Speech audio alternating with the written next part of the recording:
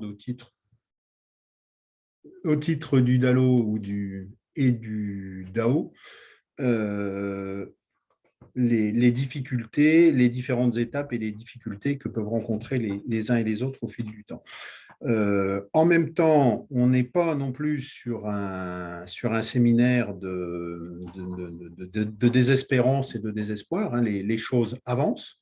J'ai envie de le dire, de l'exprimer d'abord comme ça. Les choses avancent d'abord parce que la loi dite DALO, qui comprend aussi un volet hébergement, elle a été votée en 2007. C'était une victoire importante des associations qui luttaient contre le mal logement.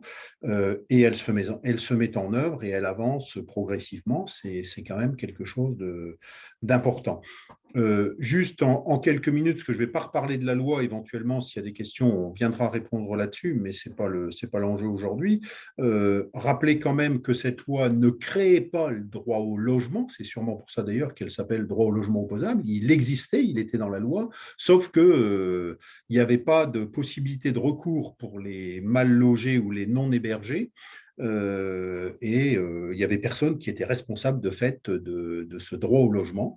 Aujourd'hui, et par la loi, c'est l'État qui est responsable de sa mise en œuvre et c'est à l'État que les requérants peuvent éventuellement demander des comptes, ce qui est effectivement important. Voilà, donc demander des comptes, ça veut dire quoi? Ça veut dire qu'il y a des modalités de recours amiables dans un premier temps, ou voire dans 2 temps d'ailleurs, auprès de la commission, puisque celui qui estime que son droit au logement ou son droit à l'hébergement n'est pas respecté peut faire donc une demande auprès de la commission DALO, peut faire un premier recours amiable auprès de la commission, qui est examiné par une commission qui se réunit à peu près une fois par mois, pour faire simple. Éventuellement, le requérant peut faire un premier recours amiable auprès de la commission, mais il peut aussi faire des recours contentieux devant les tribunaux. On verra tout ça pendant le déroulé et on voit que c'est quelque chose qui monte en régime aujourd'hui. Voilà, c'est un peu de tout ça dont on va essayer de parler. En intervenant que vous avez à l'écran, si vous les faites défiler, on aura Cécile Legendre d'Un Toit pour tous et particulièrement au titre de son action dans la permanence Un Toit pour tous, qui assiste les personnes en situation de mal logement ou de non-hébergement pour constituer un recours. On aura ensuite une intervention sur l'instruction de cette demande et sur la manière dont ça chemine. On aura une intervention de Julie Martin de la CSF et de l'EJM, l'équipe juridique mobile de la ville de Grenoble. Donc, Julie Grobon nous interviendra dans ce domaine-là. On vous parlera un peu de la COMED, de comment se déroule la commission de médiation d'ALO et je vais dire des difficultés, enfin, de comment fonctionne la COMED. C'est une intervention que fera principalement Roselyne Blin, qu'éventuellement je compléterai, puisque nous sommes tous les deux membres de la commission d'ALO, mais peut-être qu'on a des participants qui y sont aussi et qui auront envie d'intervenir sur le sujet. Sur la logique des relogements après, on passera avec une intervention de Béatrice Leplan d'Actis qui nous expliquera comment les choses se passent chez Actis. On poursuivra avec l'équipe juridique mobile, donc une nouvelle intervention plus longue sur l'application et les difficultés d'application de la loi. Et on termine dans les interventions avec une intervention de Raphaël Dudal sur notamment l'action qui est en cours, l'action de 80 familles environ, qui est en cours actuellement. Soutenu par le DAL, je vais le dire comme ça. Raphaël voudra peut-être le dire autrement, je ne sais pas. Je lui laisserai la responsabilité par rapport à ça. N'hésitez pas à nous interrompre. Les interventions seront relativement faibles au fur et à mesure. N'hésitez pas, quand une intervention est terminée, à poser des questions. Donc, principalement, Anissa vous l'a dit, par le question-réponse et éventuellement en levant la main. Normalement, vous avez les petites icônes en dessous, mais tout le monde, normalement, est à peu près au point là-dessus. Voilà, je n'en dis pas plus. Vous avez eu la diapo qui vous redonne les publics éligibles. Hein. Vous avez l'essentiel de ça. Un petit mot quand même, un petit détour sur le comité de suivi de l'application de la loi, de la mise en œuvre du DALO-DAO en Isère. C'est un comité qui a été mis en place. Alors, d'abord, c'est un comité militant, je vais dire, hein, puisqu'il a été mis en place à l'initiative d'Un Toit pour tous dès la création de la loi DALO-DAO.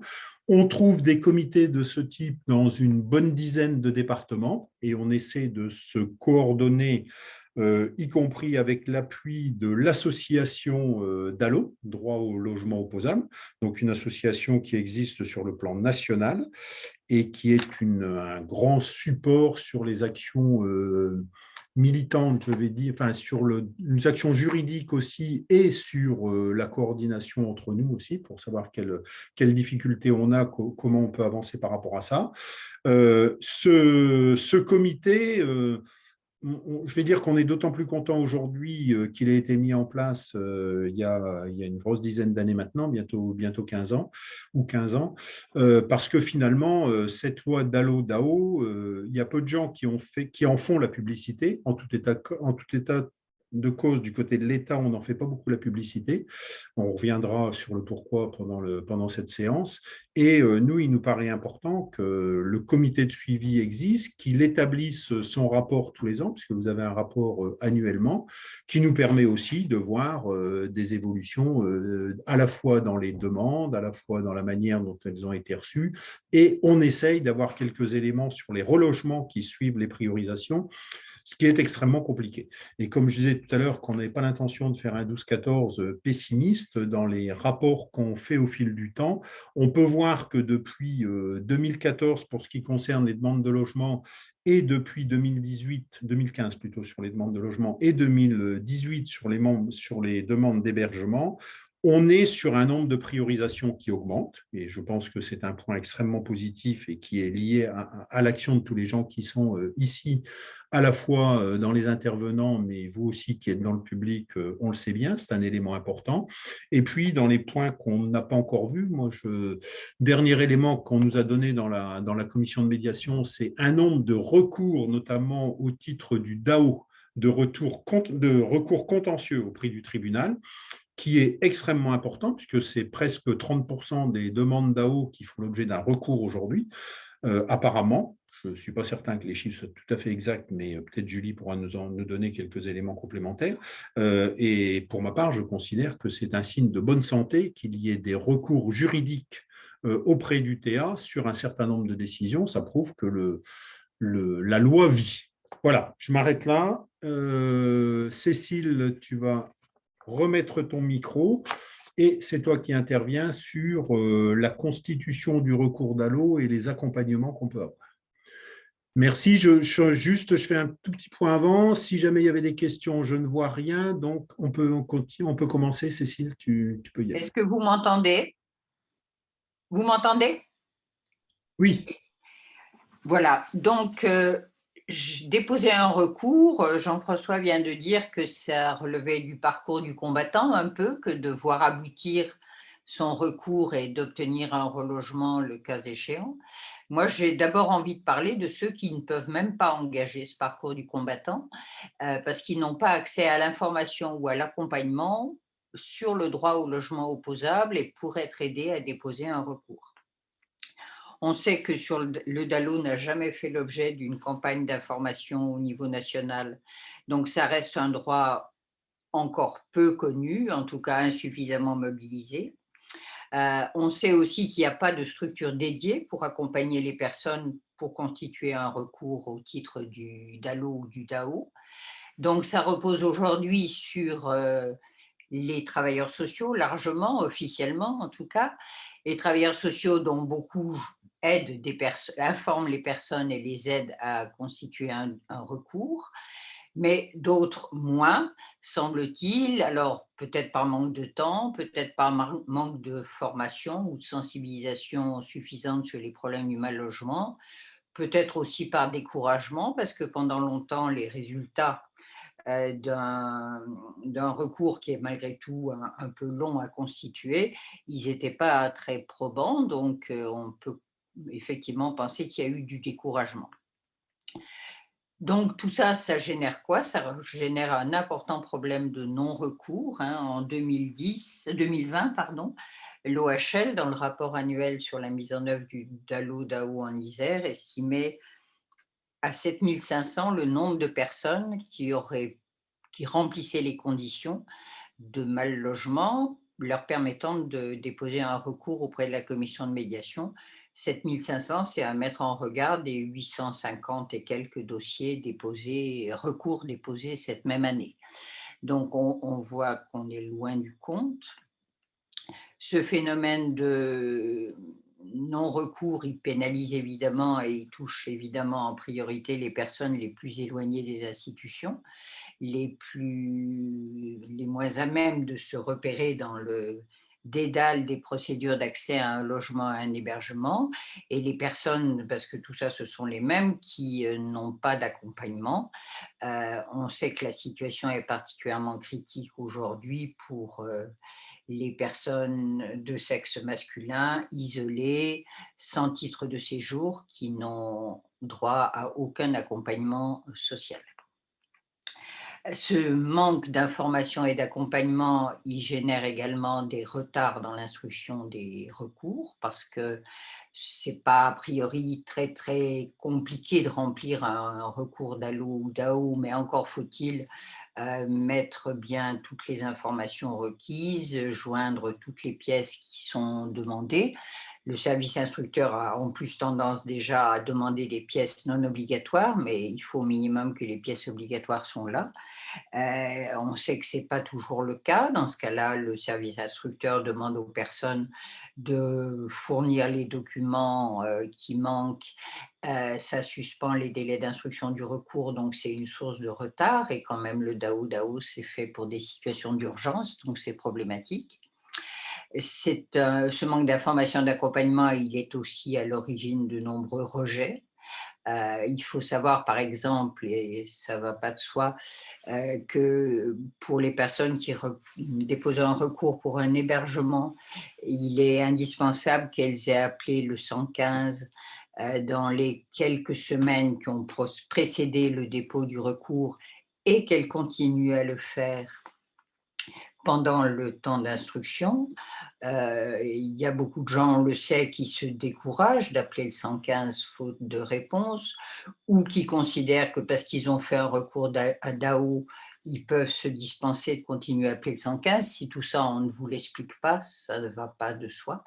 Et dans ces cas-là, les dossiers sont rejetés, à charge éventuellement pour la personne de refaire un recours après avoir appelé le 115, mais dans tous les cas, ça retarde considérablement les délais de prise en compte de demandes qui sont effectivement, qui relèvent de l'urgence. Voilà, donc un problème de non-recours auquel un certain nombre d'initiatives, beaucoup associatives, hein, essayent de pallier. C'est voilà, la permanence d'Allo d'un toit pour tous. Alors, un toit pour tous, c'est pas la seule association à aider des personnes à constituer des recours. Je pense que le DAL, que les associations de locataires, peut-être d'autres lieux, accueil de jour, etc., aident les personnes. Je vais quand même rappeler rapidement que la permanence d'Allo d'un toit pour tous, elle fonctionne depuis la mise en service de la mise en œuvre de la loi DALO. Au début, on a mis ça en place, on ne savait pas très bien si ça correspondra à un besoin et pour combien de temps. On fonctionne toujours, on reçoit toujours de 150 à 200 personnes par an, ce qui confirme bien qu'il y a un réel besoin d'accompagnement des personnes. On reçoit de plus en plus de personnes qui viennent nous voir pour faire des recours DAO, des recours hébergement, ce qui n'est pas étonnant compte tenu de ce que j'ai dit avant. Et voilà, le nombre de personnes qu'on reçoit, il n'est pas négligeable par rapport à la totalité des recours qui sont déposés auprès de la commission de médiation. Le JM, bon, ils prendront la parole tout à l'heure. Je rappelle rapidement qu'ils ont fait beaucoup. Le JM, c'est donc l'équipe mise en place par la ville de Grenoble qui est dédié à la question du DALO et du DAO.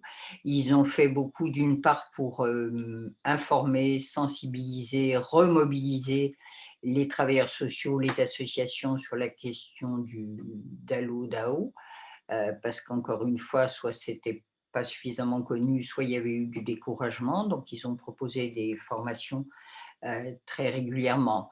Le virus a un peu ralenti les choses, mais je pense que ça a été important pour voilà, faire en sorte que le DALO il soit mobilisé, hein, ce droit soit mobilisé par les personnes. Ils font aussi beaucoup pour accompagner les personnes dans des recours contentieux, parce que si c'est compliqué de faire un recours gracieux auprès de la commission de médiation, inutile de préciser que ça l'est encore bien plus que de faire un recours contentieux. Et puis, donc je rappelle que notre permanence, c'est tous les lundis après-midi à la Maison des associations, qu'on reçoit les personnes sans rendez-vous. Donc, voilà, il ne faut pas hésiter à donner l'information et à orienter les personnes vers cette permanence. On essaye également avec le JM, en partenariat avec le JM depuis 1 ou 2 ans, de faire des permanences sur les lieux d'accueil des personnes en recherche d'hébergement, parce qu'on sait que c'est important d'aller au-devant à la rencontre des personnes qui sont en difficulté, le plus en difficulté, et de pouvoir voilà, les accueillir là où elles se rendent régulièrement. Donc, on a fait comme ça des permanences à la Maison des habitants du Vieux-Temple pour des personnes qui apprenaient le français. Et puis, on fait depuis quelques mois, et on va continuer à faire à date régulière des permanences à Point d'Eau. Et j'en profite pour dire que s'il y a des associations, des accueils de jour, etc., qui pensent que ce serait utile qu'on vienne chez elles pour les aider, pour rencontrer les personnes sur place et les aider à faire des recours hébergement, on est tout à fait prêt à le faire, hein, que ce soit le GM ou que ce soit nous, et enfin ensemble, et donc qu'ils n'hésitent pas à nous solliciter. Voilà. Merci Cécile pour cette première intervention. Pour l'instant, je ne vois pas de mains qui se lèvent ni de questions. Donc, on va poursuivre voilà, après la constitution du dossier. Donc, on a vu qu'effectivement, ce n'est pas extrêmement facile. On reparlera tout à l'heure, je pense, Roselyne un tout petit peu parlera de la nécessité effectivement des appels au 115. J'en profite pour repasser le message auprès des gens qui sont éventuellement dans la salle et qui peuvent éventuellement accompagner des personnes. Il ne suffit pas d'avoir fait un appel une fois. Donc voilà. On va maintenant passer sur la logique de l'instruction, puisqu'une fois que le dossier est déposé, juste, je rajoute une petite chose. Pour avoir l'occasion de fréquenter la DDETS de temps en temps, donc où sont situés les locaux du BALD et où théoriquement sont envoyés les dossiers des demandeurs, c'est tellement accueillant cette brave maison que maintenant on ne peut plus y accéder qu'avec un rendez-vous pris sur Internet, et que quand on sonne, y compris nous en tant que membres de la commission DALO, quelquefois il faut un bon quart d'heure pour réussir à se faire ouvrir la porte parce que notre interlocuteur n'est pas là ou je ne sais pas quoi. Donc si vous êtes demandeur, si vous avez envie de déposer un dossier DAO ou DALO, c'est sûrement pas là qu'il faut vous présenter.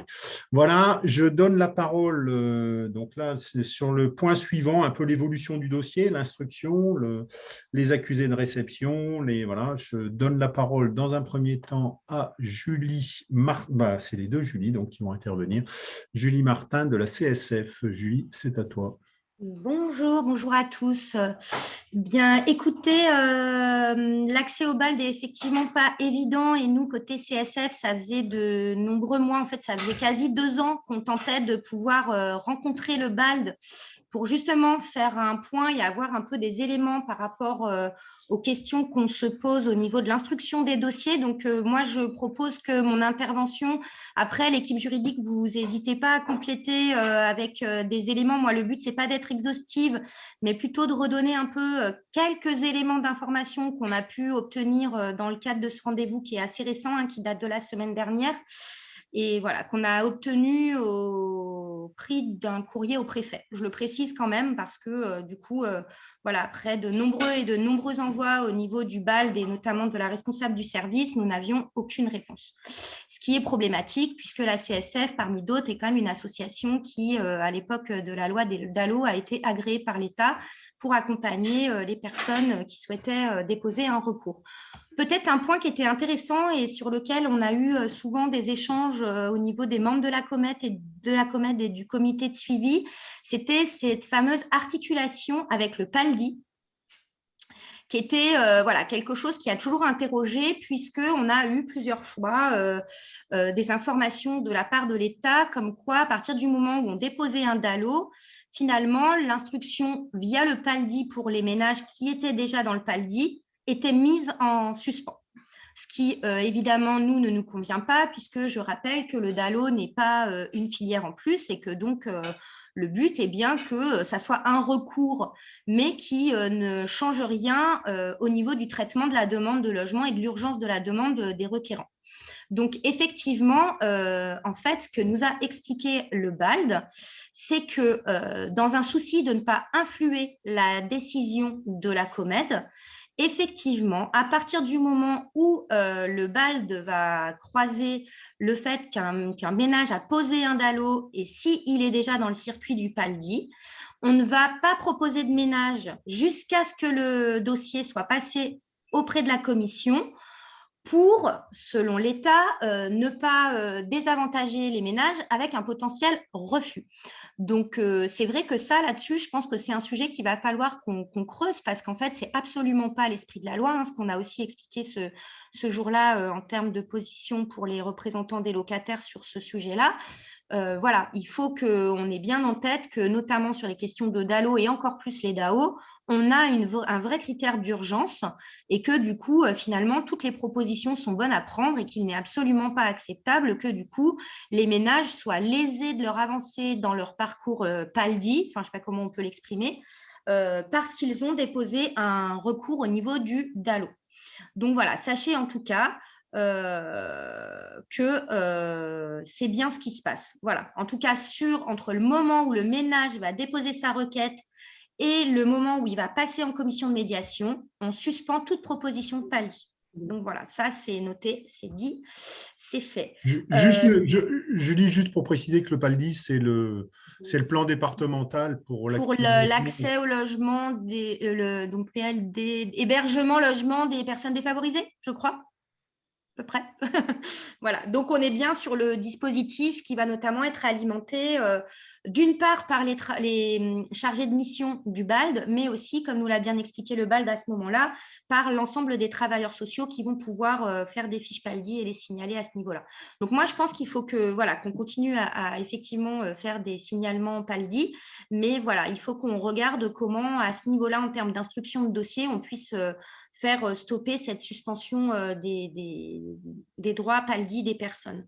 La seconde chose peut-être aussi qui était importante pour nous pour bien comprendre, voilà, il y avait une interrogation par rapport notamment au délai de signature des PV de la commission de médiation qui sont très longs et sur lequel, du coup, voilà, on se disait, ça rallonge d'autant la situation des gens. Je rappelle que, du coup, en termes de calcul du délai, c'est bien le passage en commission de médiation qui va démarrer le délai des 6 mois pour le logement, pour le relogement, par exemple, et 6 semaines pour les hébergements. Je suis un peu moins dans les hébergements, je ne veux pas dire de bêtises. Tu me confirmes, Jean-François?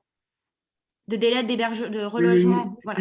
Il me semble, Julie interviendra, Julie Grosbon. Voilà, vous redirez si je me suis trompée, mais c'est les délais que j'avais en tête. Donc, on est bien au passage de commission. Oui, vas-y. Je te laisse compléter ou tu recompléteras après. Donc, grosso modo, la réponse du BALD, c'est de dire, et donc pareil, je le dis à tout le monde parce que c'est des choses qu'on peut aller vérifier sur les SNE des gens, on sait qu'il y a 2 choses qui sont très longues une fois que la commission de médiation a statué. Un, c'est la notification au ménage. Donc ça, honnêtement, je ne vois pas comment on va réussir à la faire accélérer.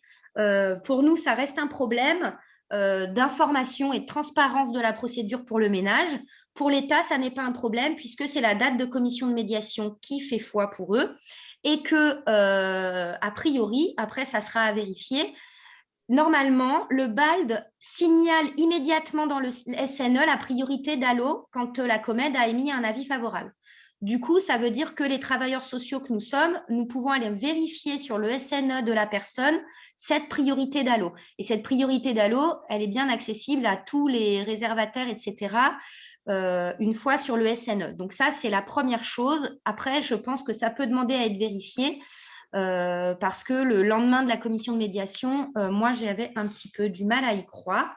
Mais a priori, c'est ainsi que se déroulent les choses au niveau du BALD. Voilà. Ce que je voulais dire d'autre, oui, voilà. En fait, nous, on a beaucoup insisté sur la transparence de ces délais, notamment pour les ménages. Je ne vais pas redire ce qui a été dit en introduction, le parcours du combattant, etc. Mais la violence institutionnelle, pour les gens, elle est aussi liée à cette absence de retour dans un délai raisonnable pour les personnes qui ont déposé ces recours. Donc voilà, nous, on a en tout cas bien insisté sur le côté humain des situations des personnes qu'il faut qu'on prenne en compte et sur cette amélioration qui nous paraît vraiment nécessaire sur la question de l'information qui va être faite aux personnes et qu'elles puissent savoir qu'elles ont eu ou pas cette priorité d'ALLO autrement qu'en rentrant dans le SNE. Voilà, d'autant que je rappelle que pour les gens qui n'ont pas fait la demande en ligne, ils n'y ont pas accès comme ça. Ça demande à remettre en place des petites démarches pour pouvoir y avoir accès ou contacter le pôle habitat qui, enfin en tout cas côté CSF, nous fournit les récaps des demandes sans difficulté quand on fait les appels avec les personnes à côté. Donc, il ne faut pas hésiter à le faire pour vérifier. Parfois, quand on n'a pas l'info, du coup, le passage par le SNE va pouvoir permettre de connaître la décision de la COMED avant qu'elle soit notifiée officiellement au niveau au ménage. Voilà un petit peu globalement, nous, ce qu'on voulait faire remonter sur ces délais. Peut-être une chose à dire en alerte pour tout le monde, c'est que le BALD a dit que cette question de l'articulation PALDI-DALO pouvait être une question que les membres de la commission de médiation demandaient en temps de travail ad hoc à la commission de médiation. Donc voilà, je le donne en info. Je pense qu'il serait bien de demander ce point-là en commission de médiation pour l'éclaircir de manière plus formelle que les infos orales que nous avons eues du BALD. Merci Julie, dont acte c'est noté pour les gens qui sont à la commission de médiation, mais on reparlera tout à l'heure de la commission de médiation. Peut-être deux petits points que j'ai oubliés, Jean-François, oui, excuse-moi. On termine, on passe à Julie. Très rapidement, redire que côté BALD, pour eux, il n'y a pas de problème de délai. Tout va bien, il n'y a pas de problème de moyens, ils sont opérationnels, tout se passe bien. Donc ça, je le laisse à la réflexion collective. Et que grosso modo, pour eux, il n'y a que 3 catégories de ménages qui ont des problèmes de délai. C'est les sortants d'hébergement, pour certains liés à ce qu'on disait, l'appel au 115 et des choses comme ça, notamment quand on est sur des situations d'hébergement d'urgence. Les situations d'endettement, je ne vais pas refaire l'histoire sur les ménages qui ont des dettes, notamment auprès des bailleurs et la difficulté à les reloger. Et enfin, les ménages PMR avec, pour le BALD, une absence de réservation sur des logements adaptés à ces personnes. Voilà. Ok, merci Julie. Peut-être un petit mot pour le coup, sûrement relativement rapide, Julie de l'EJM, sur les pièces complémentaires qui peuvent être demandées, la suspension du délai du coût et éventuellement des pièces complémentaires un peu abusives. Je n'ai pas l'écran, moi, Julie, mais c'est parce que je me débrouille mal. Voilà, je te laisse intervenir. Alors, ça sera moi qui fera l'intervention sur les pièces complémentaires. Donc, je suis Monsieur Jallet de l'équipe juridique mobile également. Excuse-moi. Et ma collègue juriste Julie fera un point plus tard, plus sur tout ce qui est juridique pur et dur, donc sur les recours contentieux. Donc, je vais commencer. Déjà, je vais rebondir très rapidement sur les délais de notification des décisions de la COMED aux usagers et aux bénéficiaires du DALO-DAO. Effectivement, nous, on remarque qu'il y a aussi un délai qui est assez long, qui peut courir jusqu'à un mois et demi de retard, des fois par rapport à ce qui devrait avoir lieu. Effectivement, quand la décision est favorable, ça peut ne pas trop poser de problème d'un point de vue administratif et juridique, puisque la décision s'applique à partir du moment où la décision a été prise. Par contre, quand il s'agit d'une décision défavorable, là, ça va plus poser problème, puisque c'est à partir de la date de la notification aux ménages qui ont fait le recours qu'il va être possible de faire des recours ou pas. Donc, si par malheur, les personnes n'ont pas conservé trace de la notification, donc l'accusé de réception de la décision de la COMED qui leur est envoyée, à ce moment-là, au niveau des délais, s'il y a 1 mois et demi de retard, ça commence à poser problème, sachant qu'il y a certains recours qui peuvent être faits que dans les 2 mois qui suivent la notification. Ou si à ce moment-là, lorsqu'ils n'ont pas gardé la trace de la notification, du coup de la décision, donc qui est souvent intervenue 1 mois et demi avant la notification, là, ça commence à poser vraiment problème. Pour ce qui est des demandes de pièces complémentaires, ça peut presque paraître anecdotique, mais on voit bien que ça engendre pas mal de dysfonctionnements qui rendent encore plus dur le parcours du combattant. Donc, quand c'est qu'il y a des demandes de pièces complémentaires, c'est quand il y a un recours amiable d'ALO ou d'AO qui est envoyé à la COMED et pour lequel il va manquer des pièces obligatoires ou des pièces non obligatoires qui pourraient permettre à la COMED de prendre leur décision. Donc, dans ce cas-là, il y a une demande de pièces complémentaires qui est faite par courrier au demandeur, au requérant, et cette demande de pièces complémentaires suspend les délais d'instruction de la COMED. En général, les délais sont suspendus le temps que le demandeur envoie les pièces complémentaires demandées. En règle générale, ce qu'on peut remarquer, c'est qu'ils ont plus ou moins 1 mois pour envoyer ces pièces complémentaires. À partir de, s'ils ne les ont pas envoyées, le dossier est présenté tel quel à la COMED. Donc, le délai d'instruction va être suspendu d'une période d'environ 1 mois en moyenne, le temps que la personne reçoive le courrier du BALD, puisque là aussi, ils ne le reçoivent pas tout de suite, il y a des délais d'envoi, etc., et des délais de réception. Et donc, ces pièces complémentaires vont suspendre les délais d'instruction. Là où ça pose problème, c'est que certaines de ces demandes de pièces complémentaires sont totalement abusives et c'est des pièces complémentaires facultatives qui sont demandées aux personnes et qui ne devraient pas suspendre les délais d'instruction. Donc, notamment sur le recours d'AO, on va avoir des pièces complémentaires qui vont être demandées, donc une copie du titre de séjour en cours de validité. Donc, dans le cadre du DAO hébergement, la COMED ne devrait pas prendre en compte la régularité du séjour. Donc, à ce moment-là, pourquoi demander une copie du titre de séjour en cours de validité? On va, toujours dans le cadre du recours DAO hébergement, on va demander des copies des démarches préalables, donc notamment des appels au 115. Là aussi, c'est une pièce qui n'est pas obligatoire.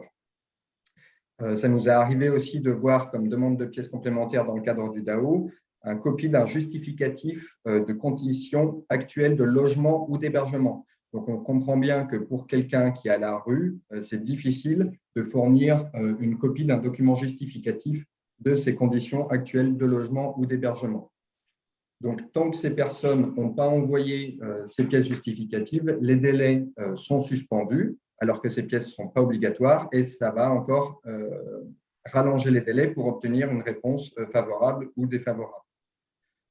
Il y a aussi ces demandes de pièces complémentaires abusives dans le cadre du recours DALO.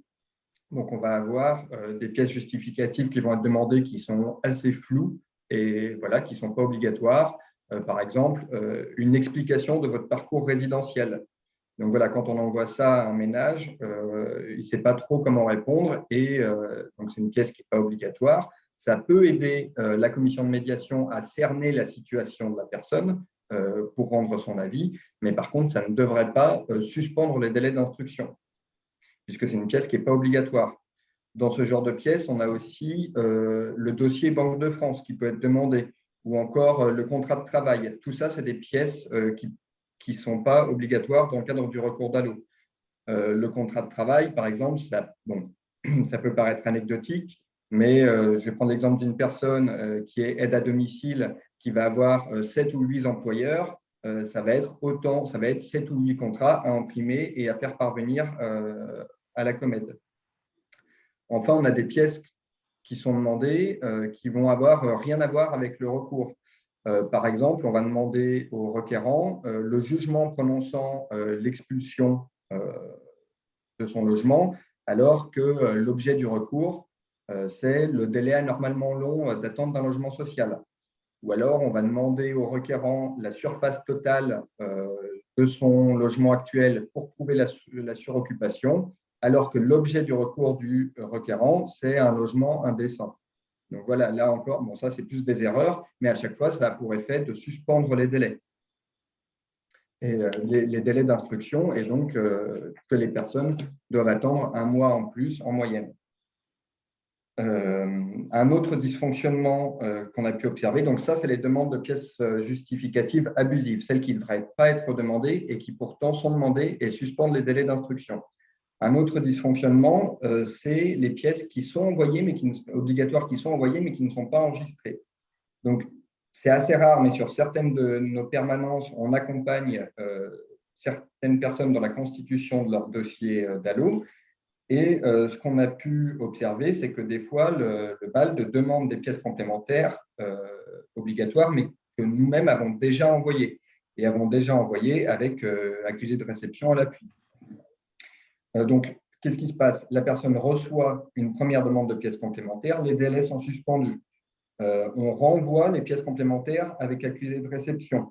Parfois, on a une demande, alors qu'elles ont déjà été mises dans le recours original. On renvoie une deuxième fois. La personne va recevoir des fois une troisième fois une demande de pièces complémentaires. Donc, à chaque fois, ça a pour effet de suspendre les délais d'environ d'1 mois. Même si la personne va elle-même les déposer au guichet avec un tampon qui atteste qu'elle a bien déposé ces pièces complémentaires, ça nous arrive après de recevoir quand même, ça arrive au requérant de recevoir des demandes de pièces complémentaires qui pourtant ont déjà été envoyées 1 fois, voire 2 fois, voire 3 fois, les mêmes pièces. Et à chaque fois avec une suspension des délais de l'instruction. Là où ça pose un problème de plus, cette multiplication des demandes de pièces complémentaires, c'est que les justificatifs de ressources et les quittances de loyer, par exemple, qui ont été joints lors du premier recours, vont plus être à jour, puisque là, on a déjà pris 2 ou 3 mois de retard. Et donc, ça fait qu'on va redemander des justificatifs de ressources et des quittances de loyer à jour, puisqu'on a suspendu les délais d'instruction pendant un certain temps, le temps de demander des pièces complémentaires abusives ou alors de demander des pièces complémentaires qu'on avait déjà.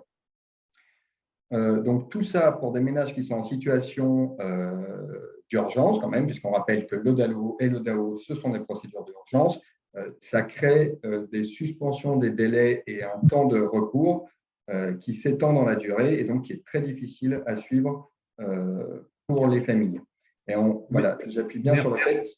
Pardon? Merci. Tu termines, non? Ou vas-y, si tu as une conclusion. Non, moi, je vais terminer là. Oui, voilà, je vais terminer là. Je voulais juste rappeler que, évidemment, il y a plein de pièces justificatives qui peuvent être envoyées pour permettre à la comète de mieux apprécier la situation de la personne, mais si ce n'est pas des pièces obligatoires, elles ne doivent pas suspendre les délais d'instruction. OK, merci. On voit qu'il y a des situations diverses et variées. Nous, on le voit effectivement après arriver à la commission. Donc, quand on poursuit et quand ce parcours du combat, cette première partie, j'ai envie de dire, de parcours du combattant a été rempli, le dossier arrive en COMED. On va faire ça un peu en duo entre Roselyne Blin et moi, qui sommes tous 2 membres de la COMED. Je n'ai pas repéré d'autres membres dans les participants, mais il y en a peut-être. Roselyne, on essaye, nous, d'aller relativement vite. Ça permettra de garder de la place au relogement et autres actions. D'autant qu'il y a déjà des questions qui ont été abordées. Voilà. À toi de démarrer. Oui. Alors, déjà, une première observation générale, mais qui est déterminante dans les décisions finales, c'est tout de même l'inégalité de traitement des dossiers d'une commission à l'autre et parfois même dans une même commission en fonction des membres présents et aussi de la personne qui assure la présidence, sachant qu'il y a 2 vice-présidents, Michel Brun et toi, Jean-François, pour information. Donc ça, c'est quand même déterminant. Alors ensuite, pour commencer par un élément positif, comme tu l'évoquais tout à l'heure, l'examen des dossiers DALO, ça se déroule sans grande divergence. Après des années de fonctionnement de la commission et puis je pense aussi la vigilance de ses membres successifs, il y a eu une évolution certainement très, très favorable. Alors, pour aborder la question des dysfonctionnements, malheureusement, il y en a des sérieux. Alors, ça concerne essentiellement les dossiers DAO. Et je vais tout de même rappeler que l'ensemble des articles des codes de la construction et de l'action sociale définissent un droit à l'hébergement inconditionnel, continu et accompagné. Alors certes, la commission est indépendante, et cela, le président nous le rappelle à chaque fois, mais malgré tout, on lui rappelle aussi que la commission doit se conformer au texte. Et c'est là-dessus que les choses sont plus compliquées, parce que ces textes sur le DAO sont sujets à interprétation, et chacun apportant à l'appui des jurisprudences parfois contradictoires. Alors, pour les dossiers DAO, la commission s'appuie essentiellement sur 2 critères qui ont été déjà rappelés plusieurs fois. Pour le premier, c'est très logiquement les démarches préalables. J'en remets une couche qui a déjà été faite 2 fois. Il faut au moins un appel au 115 sans proposition dans les 3 mois qui précèdent. Et si c'est fait de manière régulière, c'est encore mieux. Mais au-delà de 3 mois, ça sera un refus, c'est sûr. Alors, le nouveau critère qui est désormais retenu par la préfecture, alors j'ai essayé de retrouver à partir de quel moment ils l'ont introduit. Bon, mon ancienneté n'est pas suffisante pour l'avoir repéré, mais c'est la notion de garantie d'insertion. Alors, garantie d'insertion, c'est une notion qui n'apparaît dans aucun texte réglementaire, qui est juste évoquée au moins dans une jurisprudence, peut-être dans plusieurs. Et de quoi s'agit-il ? Très clairement, pour la préfecture, sont écartés les demandeurs en situation irrégulière et bien entendu encore plus ceux qui ont fait l'objet d'OQTF. Bon, c'est un critère qui est introduit, mais par contre, on ne sait pas franchement effectivement sur quoi il s'appuie, et les requérants n'ont même pas la possibilité de proposer quoi que ce soit comme justificatif, mais en tout cas, c'est clair. Dans la pratique, OQTF ou situation irrégulière, c'est un motif de refus, en tout cas pour les représentants de la préfecture. Alors, dans cet objectif, donc des données sont quand même documentées dans les fiches qui nous sont soumises pour les commissions sur la situation administrative des demandeurs. Des dossiers sont même régulièrement ajournés pour vérifier leur situation administrative. Des précisions demandées sur une OQTF qui serait susceptible d'être délivrée. Donc voilà, bien entendu, on dénonce systématiquement cette pratique. La préfecture, elle, défend sa position en s'appuyant notamment sur l'obligation qui leur est faite d'accompagner des personnes hébergées et, au-delà, sur l'insuffisance de places d'hébergement. Nous disons d'ailleurs régulièrement que en donnant un avis favorable à des demandeurs en situation irrégulière, on leur donne des illusions sur les perspectives qu'ils pourraient avoir d'être insérés justement dans un logement, dans un hébergement ou dans un logement. Alors, donc, des échanges ont eu lieu à plusieurs reprises sur le fond, au niveau de la COMED, et un rappel très clair à la loi a été réalisé récemment sur toutes ces pratiques lors d'une formation régionale organisée par le ministère pour l'ensemble des membres des COMED. Malgré tout, les représentants de la préfecture continuent à défendre leur point de vue. Et voilà. Alors après, bon là-dessus, je crois que c'est interminable, on n'a pas fini d'en reparler en commission, enfin voilà. Après, d'autres pratiques contestables, alors Julie l'a évoqué tout à l'heure au niveau du PALDI, bien entendu, on le voit régulièrement, cette interruption du PALDI nous est indiquée systématiquement quand il y a un recours DALO. Alors, pour autant, moi, ce que je voulais ajouter là-dessus, c'est que pour autant, le DALO n'est pas du tout acquis. Il y a des représentants de la préfecture qui s'opposent à la mission de ces dossiers-là, dès l'instant où il y aurait des paliers en disant, bon, il y a double demande, ce sont des processus différents, c'est pas normal. Alors, ensuite, sur les DAO, une autre pratique que nous voyons depuis quelque temps, les dossiers des demandeurs d'asile en attente de place en CADA sont rejetés systématiquement en commission par les représentants de l'État en justifiant le fait que ces personnes, les marges, relèvent d'un dispositif spécifique, alors qu'ils sont à la rue et qu'ils peuvent tout à fait prétendre à un hébergement. Donc ça, c'est un refus systématique. Alors, si un refus systématique, pas tout à fait, puisque je reviens à ce que j'ai dit au départ, suivant la présence de telle ou telle association en commission ou telle présidence, ça peut être favorable, mais les représentants de la préfecture vont voter défavorablement à chaque fois. Je voulais revenir aussi sur la question des notifications et je m'arrêterai là. Effectivement, les notifications sont faites très longtemps après. Il y a une commission, j'ai même compté le nombre de dossiers il y en avait enfin, en tout cas une dizaine qui étaient apparus à une commission, des personnes qui avaient reposé un nouveau dossier en l'absence de notification, donc ce qui complique quand même le travail des instructeurs. Donc j'imagine qu'ils vont quand même évoluer là-dessus parce qu'eux-mêmes, ça leur donne du boulot supplémentaire. Mais effectivement, en permanence, enfin, les gens qui en assurent ont sûrement déjà vu des gens qui viennent paniquer avec un courrier du BAC leur disant passez telle date, votre demande est rédigée, le refus est implicite, donc ils paniquent complètement, soit faire un nouveau dossier, soit savoir à quoi s'en tenir.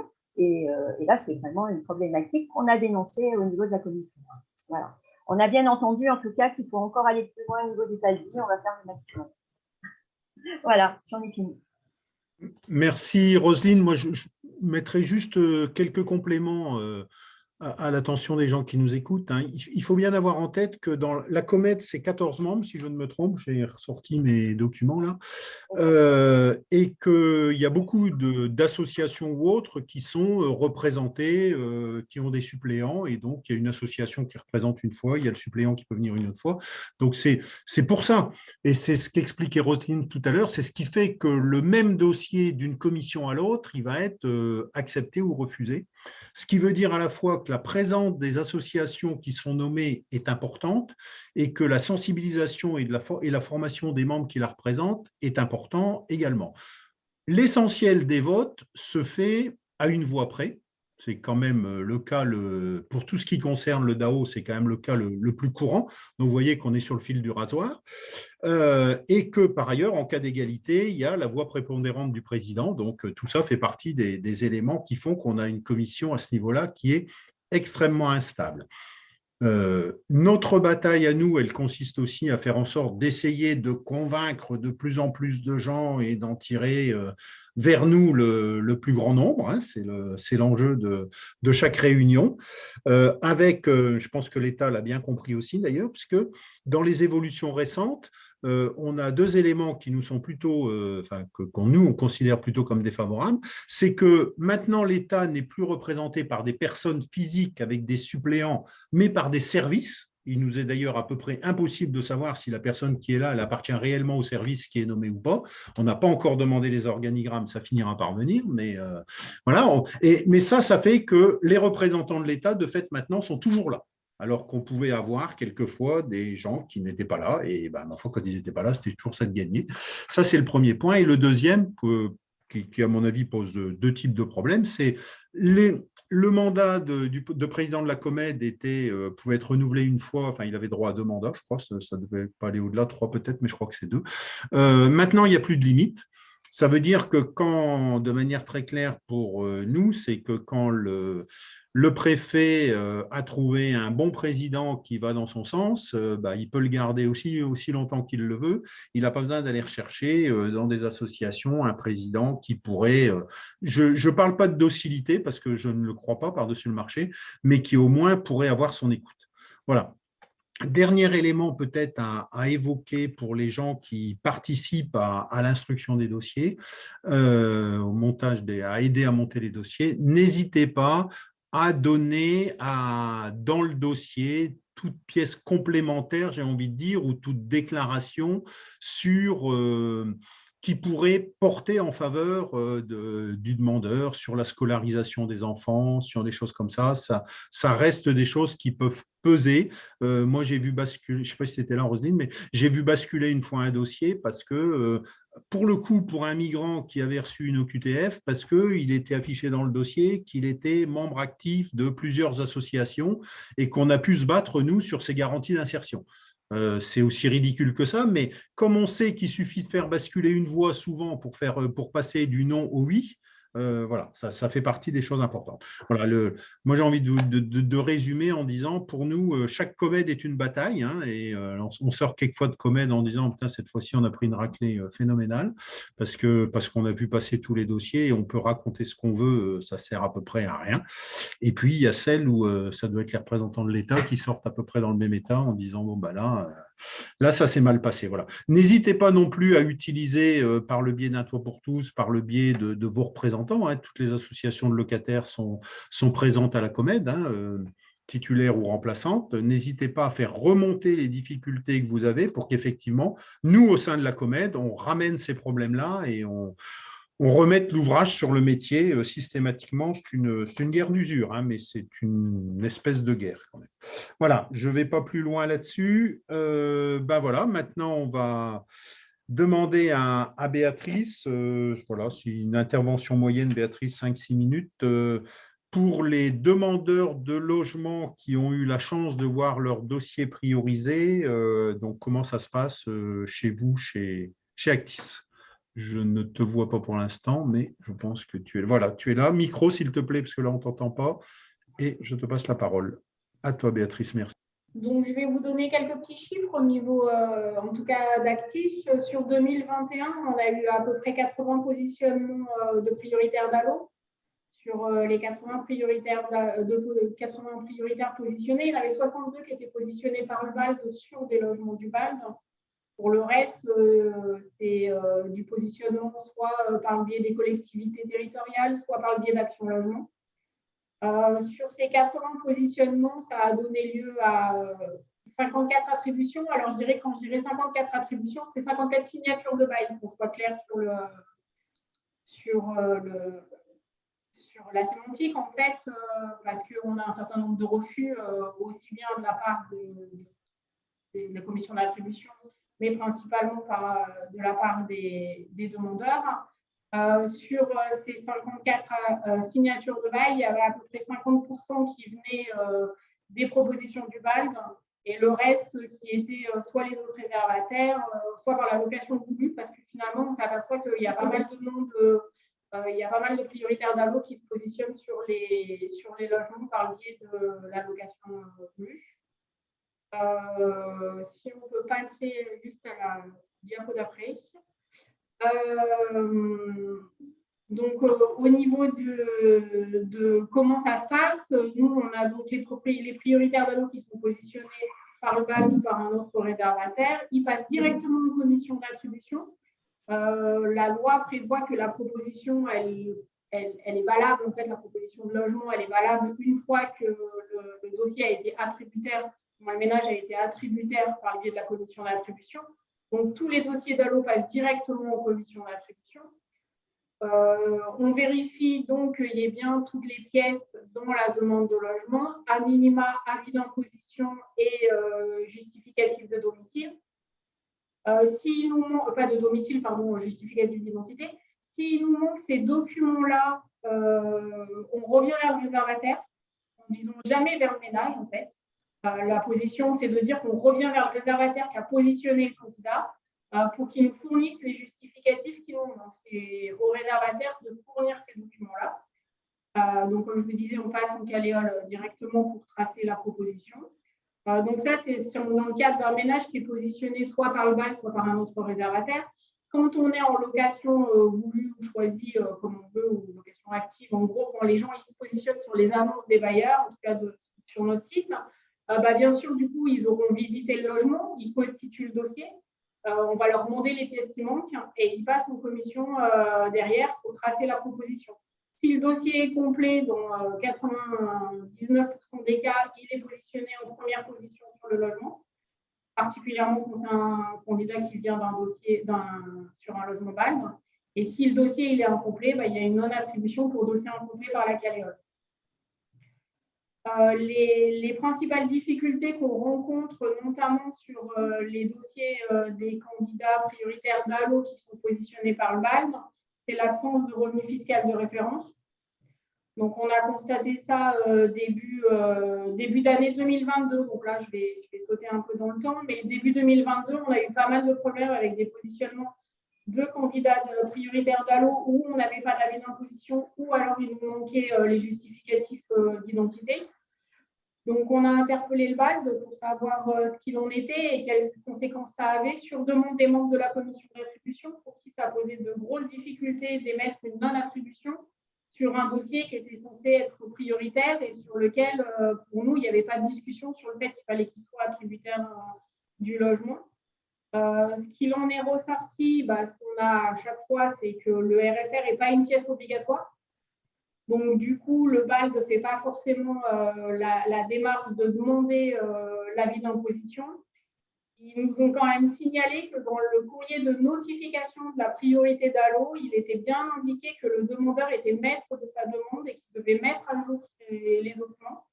Donc, eux, ils considèrent que, en tout cas en début d'année, ils considéraient que si les documents n'étaient pas mis à jour dans la demande, ce n'était pas de leur fait à eux, mais c'était de la fait du demandeur qui n'avait pas fourni les justificatifs nécessaires. Donc, nous, ce qu'on a fait, c'est qu'on a fait un petit point avec d'autres bailleurs pour savoir comment ils géraient, parce que ça posait question d'émettre des non-attributions sur des dossiers de prioritaires DALO, et qui, du coup, les autres bailleurs nous ont dit qu'ils fonctionnaient de la même façon, c'est-à-dire, alors, il y en a certains qui vont le demander directement aux demandeurs, d'autres qui vont redemander aux réservataires, et que la position, elle est la même, c'est-à-dire que si on n'a pas d'avis d'imposition et à minima, pas d'avis d'imposition et pas de justificatif d'identité, obligatoirement, il y a une autre non-attribution. Ça a deux conséquences principalement. Déjà, il y a une incompréhension de la part des demandeurs parce que, comme vous le savez peut-être, on doit tracer tous les refus de non-attribution. En fait, en gros, on fait un courrier, nous, derrière à quelqu'un qu'on n'a pas contacté pour lui dire que le réservataire ne nous a pas fourni les documents nécessaires à l'instruction de sa demande et que donc, du coup, il était refusé sur ce logement. Et du coup, j'ai eu quelques échanges avec l'équipe juridique mobile qui ne comprenaient pas pourquoi les personnes recevaient ce genre de courrier. Donc, nous, ce qu'on explique, c'est que on suit le principe qu'on fait pour tout demandeur, en fait, qu'il soit prioritaire DALO ou pas prioritaire DALO. On applique la même règle à tout le monde, mais que derrière, sur un prioritaire DALO qui nous fournit le justificatif qui lui manque, en fait, on le repositionne en règle générale sur la commission qui suit pour essayer de traiter la demande. Et ce que nous a confirmé le BALD, donc, c'est qu'à chaque fois qu'il y avait une non-attribution, alors je n'ai pas vérifié, donc je ne sais pas s'ils le font systématiquement, mais que sur tous les dossiers où il y avait une non-attribution parce qu'il manquait un document pour dossier incomplet, le demandeur il perdait sa priorité. Donc, ce qui pose question aussi par rapport à ça, en fait. Parce que c'est pas... En fait, c'est compliqué de faire perdre sa priorité par rapport à un document avec une phrase au milieu d'un courrier qui dit qu'il faut mettre à jour sa demande systématiquement. Et du coup, l'obligation de faire des propositions, du moins de passer directement aux commissions d'attribution, quel que soit le réservataire, quand c'est sur un logement réservé, hors location active, fait que finalement, les gens qui se positionnent sur des logements par le biais de la location active, on va leur demander les pièces qui manquent, alors que les autres, on demande au réservataire de compléter le dossier. Uniquement pour ces deux pièces-là. On ne fait pas de refus, on ne fait pas de non-attribution. S'il manque une fiche de paie, une attestation, ça, on va valider sous condition suspensive. Mais par contre, les justificatifs d'identité et le RFR, ils sont indispensables. Voilà, que vous dire, juste que le BALD, souvent, ils ont un peu du mal à positionner les DALO. Alors, je ne sais pas quelle est la représentativité des publics DALO, mais essentiellement, on voit que dès qu'on a des petites typologies sur lesquelles le BALD est réservataire, ils positionnent du DALO, voire même des fois plusieurs dossiers DALO. On leur a reproché en fait, de positionner plusieurs dossiers DALO sur un même logement, parce que du coup, c'est compliqué pour une commission d'attribution d'émettre un ordre de priorité entre les prioritaires DALO.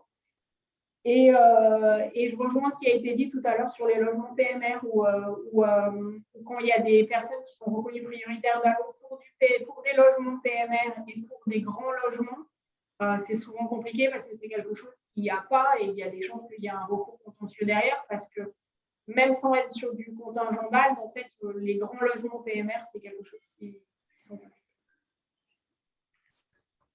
Ok, merci. Moi, ce qui me marque particulièrement, mais effectivement, nous, on voit remonter des choses qui ressemblent à ça au niveau de la Comed, c'est cette logique de dossier complet ou non complet. Je reconnais que pour être amené à signer les décisions de Comed qui sont transmises aux demandeurs le jour où je préside la Comed, ils essaient de faire en sorte que ce soit le moins souvent possible, mais ça arrive quand même. J'imagine pas que j'ai envie de dire, c'est vraiment comme les nota bene des compagnies d'assurance, quoi, hein. Ouais. Le moins qu'on puisse dire, c'est que pour que le demandeur puisse pêcher au milieu de ça, qu'il faut qu'il complète son dossier et que, sachant que lui, il ne sait pas exactement ce qu'est un dossier complet, hein, c'est quand même le cas assez général. Enfin, je pense qu'il y a un vrai souci à ce niveau-là que nous, on aura capacité à faire remonter en Comed. Ça va être très long à gérer parce que je pense que dans tout ça, il y a aussi de la volonté de pouvoir revenir avec des gens qui n'ont pas accepté le dossier finalement, hein, qui n'ont pas accepté la proposition, parce que ça fait partie un peu de la stratégie, je pense, mais je pense qu'il y a là vraiment un sujet qui est extrêmement compliqué. Est-ce que dans le traitement du demandeur, c'est le même, je parle des questions de visite préalable du logement avant la commission ou pas. Est-ce que le traitement est le même pour un demandeur qui arrive par le biais du DALO ou par un demandeur qui a fait une demande classique? Non, le traitement n'est pas tout à fait le même parce qu'en fait, il y a le côté validité de la proposition de logement qui arrive qu'une fois que la décision de la commission d'attribution elle a été rendue. Et du coup, en fait, on s'est aperçu qu'on avait quand même énormément de refus sur les candidats qui pouvaient visiter les logements avant la commission d'attribution et que du coup, ça posait question par rapport à la validité de ces propositions avant commission d'attribution. Donc, du coup, il n'y a pas de pré-commission qui sont faites pour les candidats DALO. Donc, nous, on les passe directement en commission pour avoir échangé avec d'autres bailleurs. Il y en a qui ne les passent pas en commission, qui leur font visiter le logement. Mais par contre, si jamais la personne refuse le logement, ils le font quand même passer en commission pour faire une non-attribution pour dossier incomplet. Parce que la personne n'ayant pas complété sa demande, il y a quand même un refus de la commission d'attribution qui est émis derrière. D'accord. Ça veut dire quelque part quand même une moindre possibilité de refuser une proposition pour un demandeur DALO que pour un autre demandeur. En tout cas, par rapport à la visite du logement, oui, ça c'est sûr. Voilà. Ok, merci. Julie, tu souhaitais une petite intervention, peut-être une question, je ne sais pas, vas-y. En fait, juste une question. Je n'arrive pas à comprendre comment on peut ne pas avoir le revenu et la pièce d'identité, sachant que ce sont les 2 pièces obligatoires de la demande de logement. Là, franchement, moi, je n'arrive pas à comprendre. Alors, dans, on va dire, 80% des cas, c'est le revenu fiscal de référence qui va manquer. Ce qui l'explique, c'est en tout cas l'explication du BALD, c'est que dans les demandes dans le recours DALO, en fait, il n'y a pas c'est pas une pièce obligatoire. Donc, eux, ils ne la demandent pas pour constituer. Oui, mais elle est disponible sur le SNA, c'est une pièce obligatoire pour la demande de logement. Oui, mais en fait, ça ne bloque pas. En fait, vous pouvez créer une demande de logement sans avoir l'avis d'imposition. Il faut juste avoir la pièce d'identité. En fait, en Isère, l'avis d'imposition est une pièce complémentaire obligatoire, mais en fait, ça n'empêche pas la création de la demande de logement. Par contre, 90% des réservataires, quand ils nous proposent un candidat, ils ont vérifié derrière qu'il y avait bien avis d'imposition et pièce d'identité. Donc, si le BALD ne le fait pas ou alors ne demande pas les pièces, après, ça demande un travail au réservataire d'aller vers le demandeur et de lui dire là, moi, je veux proposer votre dossier, mais en fait, il manque l'avis d'imposition. Ce qui nous a été également répondu, c'est que quand la personne qui est prioritaire DALO est suivie par un travailleur social, quel qu'il soit, en fait, le travailleur social était systématiquement prévenu du positionnement en commission d'attribution et que dans ces cas-là, c'était à lui de vérifier qu'il y avait bien toutes les pièces dans le dossier. Béatrice, on a une question sur le dans les demandes, là, sur le QR. Qu'est-ce que la Caléole? Alors, moi, j'ai bien le début en tête, mais la suite, je l'ai pas pratiquée. La Caléole, c'est la commission d'attribution des logements et d'examen de l'occupation des logements également. En fait, donc, depuis 2018, on est censé, en fait, toutes les années, faire un recensement de tous les gens qui occupent des logements chez les bailleurs, avec comme critère principal l'âge de la personne, c'est-à-dire que ça s'adresse aux personnes qui ont moins de 65 ans et des logements qui ne sont pas en QPV. Et en gros, on doit vérifier qu'il y a une bonne adéquation entre les personnes qui occupent le logement et la typologie du logement. Et si jamais il y a en gros une sous-occupation, hein, parce que là, sur la suroccupation, il n'y en a quand même pas beaucoup et généralement on est au courant avant. Mais sur la sous-occupation, on doit présenter tous les dossiers à la commission d'attribution qui doit dire si oui ou non on part sur une. On doit faire une démarche de proposition de relogement. Non, mais j'ai terminé là-dessus. On est contraint parce qu'ils ont souvent pas de demande de logement. C'est pas grave. Oui. OK. Merci, Béatrice. Il nous reste 2 interventions, donc on est dans des délais raisonnables. N'hésitez pas à poser des questions ou autres. En même temps que j'anime, j'écoute forcément. Je me dis que peut-être c'est un peu technique et du coup, ça bloque un peu les questions. J'espère que ce n'est pas le cas. N'hésitez pas à poser des questions. N'hésitez pas à intervenir aussi sur la philosophie. Maintenant, ce qu'on va regarder avec Julie de l'EJM, donc l'équipe juridique mobile de la ville de Grenoble, c'est grosso modo le contentieux qui se développe. Moi, j'ai été surpris par son importance, je le dis, surpris favorablement d'ailleurs, enfin, pas au sens de l'application de la loi, parce que plus il y a de contentieux, c'est que plus l'application de la loi est contestée, mais au moins elle est contestée, on n'est plus dans une situation passive. Les contentieux qui sont passés aux tribunaux, Julie a un bon 5 minutes qui nous laisse après du temps pour l'action qui est menée par un certain nombre de familles actuellement avec le DAL. Julie, je te laisse la parole. Bonjour à toutes. Déjà, je voulais juste rebondir rapidement sur l'avis d'imposition, la question de l'avis d'imposition comme pièce obligatoire. Alors, c'est étonnant quand même que le BAL dise que ce n'est pas une pièce obligatoire. Normalement, c'est une pièce obligatoire. Et en plus, nous, on ne fait pas beaucoup de constitution de dossiers, mais dans les formations, etc., on fait beaucoup passer le message de l'importance de l'avis d'imposition. Je pense un peu qu'ils mettent tellement de temps à positionner les personnes sur des logements qu'au final, ils n'ont pas le bon avis d'imposition et qu'ils ont l'ancien et qu'ils ne s'assurent pas forcément de l'entièreté du dossier. Je pense que c'est surtout ça le problème. Voilà, je voulais faire une petite aparté. Je m'en excuse, je vais essayer d'être rapide pour la suite.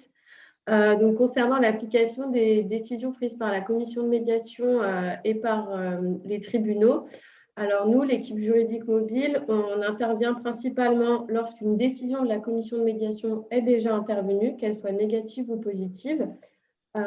Concernant les rôles et missions de l'équipe, nous, on a été créé pour remobiliser les acteurs et les publics à l'utilisation du DALO-DAO face au constat de la sous-utilisation de la loi DALO en Isère et justement pour permettre une meilleure application de cette loi qui est plus de recours, plus de relogement et d'hébergement effectif. On s'est donné 4 missions pour parvenir à ces objectifs.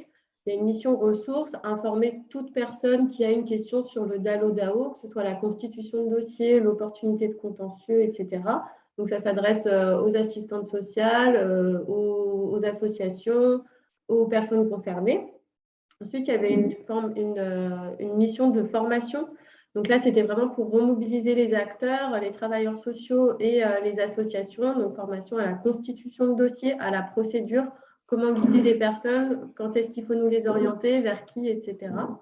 Une fonction d'aller vers aussi pour capter le public, les informer qu'ils ont des droits, qu'ils peuvent s'en saisir, parce qu'il y a beaucoup de personnes qui ne savent même pas que la procédure DALO-DAO existe, qu'on peut faire du contentieux pour faire respecter les droits. Donc, ça passe à travers des maraudes et des permanences, dans des lieux d'accueil de jour notamment. Et enfin, la fonction contentieuse qui constitue quand même le gros de notre travail, accompagner les personnes dans les démarches juridiques, au rendez-vous avocat, collecter les pièces nécessaires, aller aux audiences, etc.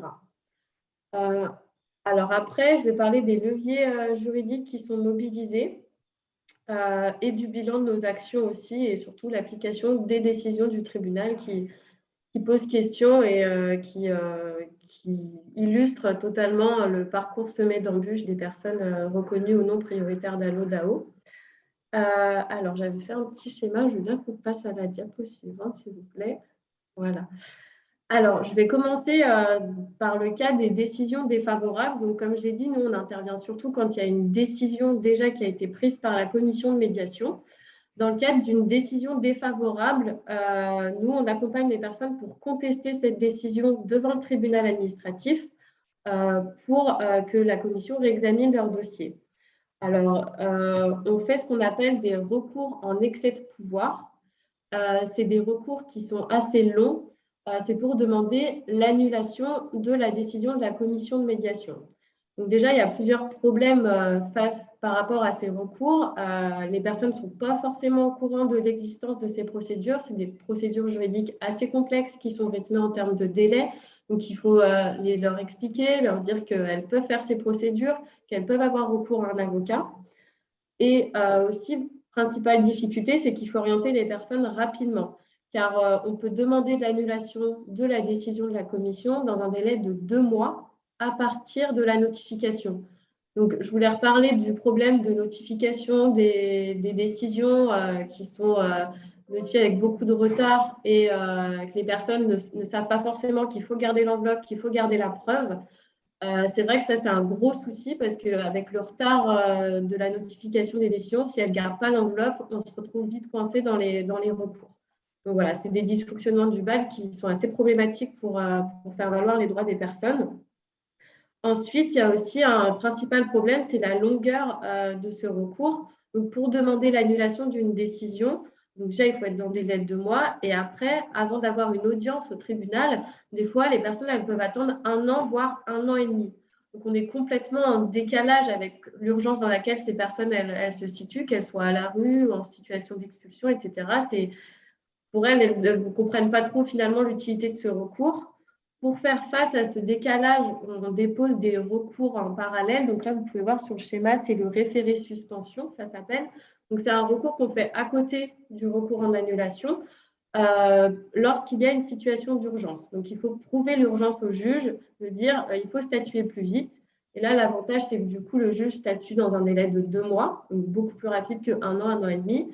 Mais l'urgence, elle n'est pas présumée aux yeux du juge administratif. C'est pas parce qu'une personne est à la rue qu'elle va se trouver dans une situation d'urgence.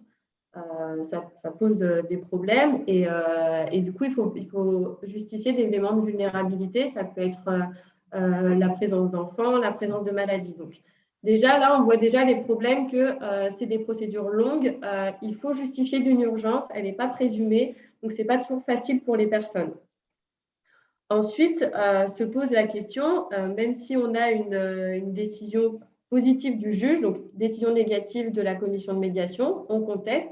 Le juge dit oui, je suspends la décision et j'ordonne à la commission de médiation de réexaminer la situation de la personne dans un délai de 15 jours ou dans un délai d'1 mois, ça dépend. Là, on se heurte une nouvelle fois au dysfonctionnement un peu du BAL et de la préfecture. La plupart du temps, la situation des personnes n'est pas réexaminée dans les temps, donc dans le délai de 15 jours ou dans le délai d'1 mois, ou même des fois, ça arrive qu'elle n'est pas du tout réexaminée. Du coup, les personnes doivent refaire d'autres procédures avec les avocats. On fait ce qu'on appelle des demandes d'exécution. Donc, on s'adresse au tribunal pour que le tribunal demande à la commission d'exécuter sa décision. Donc, c'est des recours sur recours et les personnes, au bout d'un moment, elles sont fatiguées, on les perd et surtout que c'est juste pour être reconnu prioritaire. Ça ne veut pas dire qu'après, il y aura le logement dans les temps, l'hébergement dans les temps. Donc, c'est des procédures qui sont extrêmement longues, qu'on peine aussi à faire, on peine à faire appliquer les décisions de justice elles-mêmes. Après, là, récemment, il y a eu une commission de médiation durant laquelle ils ont réexaminé les dossiers des personnes où on avait fait du contentieux et les décisions avaient été suspendues par le juge. Donc, c'est une bonne chose, mais dans l'ensemble, ça met beaucoup de temps. C'est très difficile. Voilà pour la contestation des décisions défavorables. Juste sur ce sujet-là, Julie, je me permets de t'interrompre une seconde. On a évidemment posé la question du réexamen qui n'était pas fait dans les délais par la commission. La réponse qui nous a été donnée, c'est que non, mais les délais qui sont donnés par le tribunal administratif, de toute façon, ils ne sont jamais respectés par personne. Donc, grosso modo, on n'a pas l'intention de les respecter. Ouais. Ça, c'est désarmant hein, quand on pose cette question-là et qu'on récupère ce genre de réponse. Voilà, c'est sûr que nous, refaire des procédures postérieurement auprès du juge, des fois aussi, on s'est dit, bon, on va envoyer la direction directement au BALD, comme ça, ils ont l'information, mais voilà, on a l'impression de faire un peu du vent et de batailler dans le vent, donc pour les personnes, c'est assez décourageant. Mais bon, là, on est quand même content, il y a eu des réexamens de situation. Après, pour les décisions favorables, donc les personnes qui ont été reconnues prioritaires et à reloger en urgence ou héberger en urgence, mais qui n'ont pas eu de proposition dans le délai de 6 mois pour le logement et dans le délai de 6 semaines pour l'hébergement, là aussi, il y a des voies de recours qui sont ouvertes et on accompagne les personnes dans ces types de recours. Il y a 2 types de recours possibles, donc on le voit sur le schéma. On fait d'abord en général un recours en injonction, c'est-à-dire qu'on demande au tribunal de condamner la préfecture à exécuter la décision de la commission de médiation sous peine d'astreinte. En général, ce recours, il est assez simple. Les personnes, elles gagnent majoritairement dans le cadre de ce recours. Ça ne pose pas vraiment de difficulté. C'est un recours qui est quand même jugé. Le juge statue rapidement. En général, c'est dans les 2 mois. Le problème, c'est que même s'il y a la décision du tribunal qui enjoint à la préfecture de reloger la personne sous astreinte, la plupart du temps, ce n'est pas suivi des faits.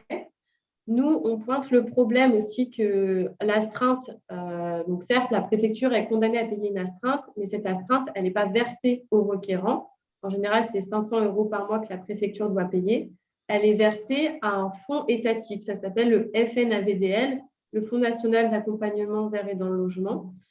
Et c'est destiné à construire des logements sociaux, etc., la politique de logement. Donc, en fait, c'est une somme de l'État qui va dans une somme de l'État destinée à la construction de logements. Donc, l'effet dissuasif et l'effet d'obliger de payer l'astreinte, en fait, ça prouve vite ses limites et ça ne permet pas une bonne exécution des décisions. Donc, face à ce constat, on conseille aux personnes aussi de faire des recours indemnitaires, mais le but en soi du recours indemnitaire est d'indemniser la personne des troubles qu'elle subit du fait du non-relogement. Le problème, c'est qu'en pratique, donc ce recours, il n'a pas pour but le relogement effectif de la personne, mais en pratique, on l'utilise en fait pour exercer et maintenir la pression pour qu'un relogement intervienne. On s'est dit, vu qu'il n'y a pas de relogement ou d'hébergement effectif de la personne, le fait de faire un recours indemnitaire et de demander au juge qu'il condamne la préfecture à payer une somme d'argent cette fois au requérant, on se dit que peut-être par l'effet de masse, ça va faire bouger les politiques et qu'ils se rendent compte que finalement, il vaut mieux reloger la personne rapidement que devoir payer des indemnités des fois qui sont plutôt importantes. Et pareil, on se heurte aussi à des problèmes, même dans le cadre de ces recours. Le principal problème, c'est les délais. Pour le recours indemnitaire, c'est une procédure qui est assez longue, qui se fait en 2 temps. Il y a une première lettre qui est envoyée à la préfecture. Après, il faut attendre 2 mois avant de saisir le juge. Et une fois qu'on a saisi le juge, il statue des fois en 2 ans. Donc, c'est pour les personnes qui sont à la rue dans des situations d'urgence. Sur 2 ans, elles ne savent pas forcément si elles sont encore là, dans quelle situation elles seront. Donc, elles peuvent être vite découragées par ce type de recours. Du coup, on fait d'autres procédures en urgence où le juge statue plus rapidement en 4 mois. Mais ce n'est pas du tout la même temporalité pour les personnes. Et en plus de ça, le but n'est pas d'être indemnisé pour les personnes, elles veulent juste un relogement ou un hébergement. Donc, il y a quand même un décalage entre ce qui peut être fait au niveau de la justice et les attentes des personnes. Donc, ça nous mène un peu au bilan de nos actions. Ça fait maintenant plusieurs années qu'on a initié tous ces types de recours. Concernant les recours, donc, pour contester les décisions de la commission de médiation, pour le DALO, il y a moins de difficultés. En général, on conteste peu les décisions DALO, elles sont souvent favorables. Le principal problème réside dans les recours DAO. On a parlé du problème des garanties d'insertion précédemment. Je voudrais ajouter sur ce point que c'est un problème qui est très territorialisé. La commission de médiation de l'Isère a un gros problème avec ça, utilise ce critère, mais dans d'autres départements de la France, je pense à Paris ou même d'autres régions, il n'y a pas du tout ce problème. Il n'y a pas du tout de décision négative pour les garanties d'insertion. Il y en a beaucoup à Grenoble, à Marseille et à Montpellier. Donc voilà, il y a aussi une question d'égalité de traitement au final des personnes suivant le territoire où elles se trouvent.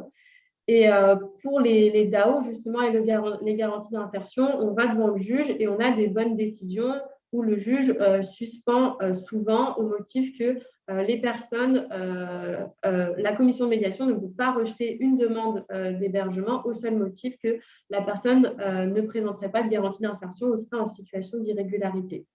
Donc voilà, la commission de médiation prend une mauvaise décision, on la conteste, le juge donne raison, mais après, voilà, il y a encore le problème d'application de la décision et de réexamen de la situation de la personne. Ensuite, sur les décisions, quand il y a une décision favorable de la commission de médiation, comme je le disais tout à l'heure, les recours en injonction, les personnes les gagnent assez facilement, mais ce n'est pas suivi des faits, il n'y a pas souvent de relogement ou d'hébergement effectif. C'est pour ça qu'on a beaucoup multiplié les recours indemnitaires. Et là, c'est pareil, on a des décisions plutôt favorables du tribunal. On en a eu beaucoup. Les premières sont tombées en décembre 2021. Il y a eu des indemnisations à hauteur de 10 000 € pour un foyer de 5 personnes en situation de suroccupation et pour une période de carence de 2 ans et demi, 3 ans. Donc, il y a quand même des indemnisations, mais le relogement n'est toujours pas intervenu. Donc, on voit aussi les limites un peu de l'action juridique. Pour les personnes à la rue, une personne seule à la rue, pour à peu près entre 6 et 12 mois de carence, il peut y avoir 3 000 € d'indemnisation. Mais il y a plusieurs problèmes. Donc déjà, ça ne redonne pas un relogement ou un hébergement. Et en plus de ça, les personnes ne voient toujours pas l'argent. Les personnes ne sont pas indemnisées effectivement parce que la préfecture tarde à exécuter les décisions du tribunal administratif. Donc, on est encore obligé de procéder à d'autres recours pour que les personnes soient indemnisées. Donc, pour faire un bilan, l'action contentieuse, elle est assez dense sur Grenoble, ça s'est beaucoup multiplié. On travaille avec des avocats, avec un réseau de partenaires d'avocats où, voilà, depuis qu'il y a eu les formations, maintenant les recours DAO, ça occupe une grosse partie, une grande partie quand même du travail du tribunal. Il y a eu beaucoup plus d'audience, il y a beaucoup plus de personnes qui se saisissent de cela, mais en matière de relogement et d'hébergement effectif, l'impact malheureusement, il est encore limité. Voilà. Merci Julie. Ça vous montre un peu, je pense, quand même la complexité effectivement de la logique des recours. Alors, tu as raison de dire que pour l'essentiel, ça amène les gens à gagner un certain nombre de choses, mais pas forcément à être logés, ce qui est quand même un vrai problème. Pour autant, je crois que les condamnations, les indemnités ne sont pas forcément négligeables au bout d'un certain temps et que c'est important. Moi, je rajouterais quand même que sur les 7 dossiers qui avaient été renvoyés par le tribunal administratif qu'on a réexaminé à la commission du 3 octobre, je crois, rien que l'aide juridictionnelle qui était accordée aux familles qui ont fait le recours, ça coûtait quand même 4 500 € d'aide juridictionnelle. Alors, c'est dans le budget de l'aide juridictionnelle, tant mieux, mais je pense que ça fait partie des choses qui pèsent.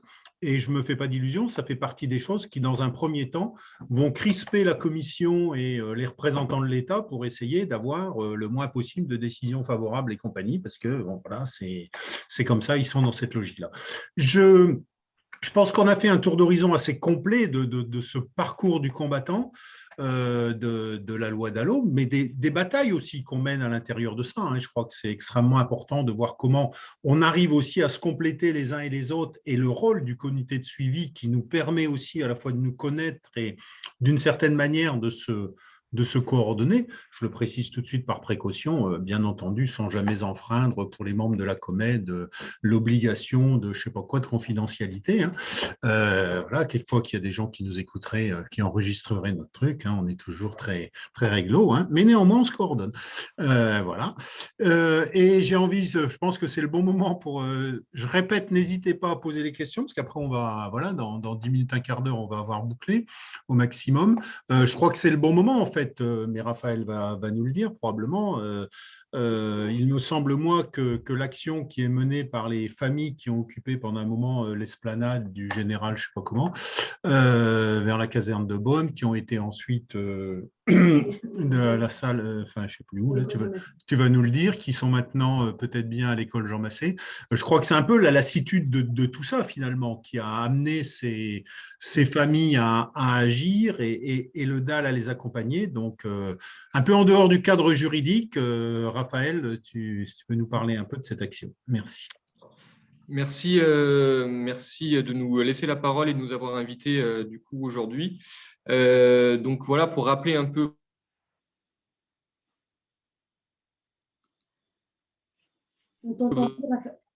On a un son chancelant, Raphaël. Raphaël, est-ce que tu peux essayer de couper l'image peut-être pour qu'on ait un meilleur son? Alors, c'est que je viens de recevoir un appel, je suis sur mon téléphone, mais je pense que ça va aller. Parfait, voilà. Merci. Donc, tu peux reprendre. Je reprends. Donc voilà, on vous parle depuis l'école Jean Massé, donc, qui a été occupée en effet par 80 familles là, à partir du 1er septembre, et notamment avec l'arrivée de la rentrée scolaire où il y avait de nombreux enfants qui étaient scolarisés.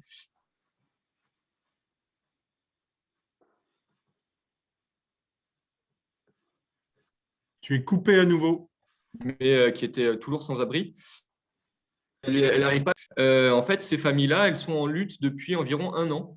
Et c'est des familles qu'on a reçues en permanence et pour qui on a constitué un par un des dossiers d'AO, des dossiers d'ALO, et qui ont vu soit leur recours en effet être reconnu prioritaire ou non, et pour qui on a en fait au bout d'un moment décidé de se mobiliser un peu plus fortement auprès de l'État pour rappeler qu'elles ont des droits en effet, et ce droit-là mérite d'être appliqué.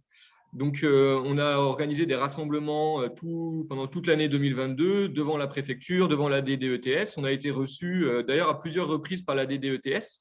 Néanmoins, le discours était toujours le même, c'est-à-dire un peu ce qui a été dit aujourd'hui.